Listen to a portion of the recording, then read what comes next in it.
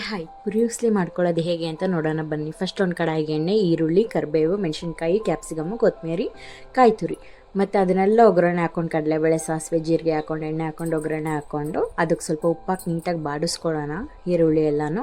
ಆಮೇಲೆ ಸ್ವಲ್ಪ ಅರಿಶಿನದ ಪುಡಿ ಹಾಕಿ ನೀಟಾಗಿ ಮಿಕ್ಸ್ ಮಾಡಿ ಅದಕ್ಕೆ ಕ್ಯಾಪ್ಸಿಕಮ್ಮು, ಕ್ಯಾರೆಟ್ ಹಾಕಿ ಮತ್ತೆ ಅದನ್ನು ನೀಟಾಗಿ ಫ್ರೈ ಮಾಡಿಕೊಂಡು ತೊಳೆದು ಮತ್ತು ಸೋಸಿ ಇಟ್ಕೊಂಡಿರೋ ಕಡಲೆ ಪುರಿನ ಅದಕ್ಕೆ ಹಾಕಿ ನೀಟಾಗಿ ಮಿಕ್ಸ್ ಮಾಡಿ, ಆಮೇಲೆ ಹುರ್ಗಡ್ಲೆ, ಕಡಲೆಕಾಯಿ ಬೀಜನ ಸ್ವಲ್ಪ ತರ್ತರಿ ಹೆಂಗೆ ಪೌಡ್ರ್ ಮಾಡ್ಕೊಂಡಿರೋದನ್ನ ಇವಾಗೇನು ರೆಡಿ ಆಗಿದೆ ಕಡಲೆ ಪುರಿ ಉಸ್ಲಿ ಅದಕ್ಕೆ ಹಾಕಿ ನೀಟಾಗಿ ಮಿಕ್ಸ್ ಮಾಡೋಣ. ನೀಟಾಗಿ ಬಾಂಡ್ ಆಗೋಂಗೆ ಅದಕ್ಕೆ ಕ್ಯಾರೆಟು, ಕಾಯಿ ತುರಿ, ಸ್ವಲ್ಪ ಕೊತ್ತಂಬರಿ ಹಾಕಿ ನೀಟಾಗಿ ಒಂದೊಳ್ಳೆ ಮಿಕ್ಸ್ಚರ್ ಕೊಟ್ಟು ಸ್ವಲ್ಪ ಅದನ್ನೆಲ್ಲ ಬಾಡಿಸೋಣ. ಕೊತ್ತಂಬರಿ ಮತ್ತು ಕ್ಯಾರೆಟು, ಕಾಯಿ ತುರಿ ಎಲ್ಲ ನೀಟಾಗಿ ಮಿಕ್ಸ್ ಆಗೋಗೆ. ಈಗ ನೋಡಿ, super easy peasy recipe is ready.